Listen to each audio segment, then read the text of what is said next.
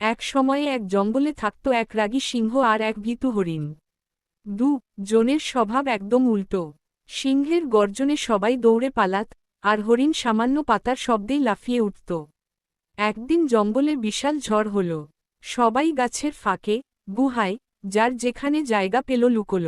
হরিণটি ভয় পেয়ে দৌড়াতে দৌড়াতে সরাসরি সিংহের গুহায় ঢুকে পড়ল। সিংহ তখন ঘুমাচ্ছিল, হঠাৎ চোখ খুলে দেখে একটা হরিণ সামনে কাঁপছে। সিংহ হাসতে হাসতে বলল, আরে, ঝড় তো বাইরে, আমার গুহায় এসে আমাকে জাগালে কেন?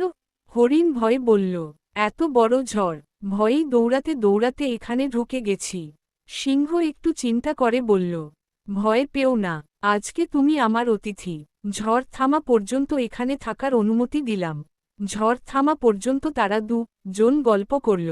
হরিণ জানল, সিংহ আসলে তেমন ভয়ঙ্কর না, সে শুধু ঘুম ভাঙলেই রাগ করে।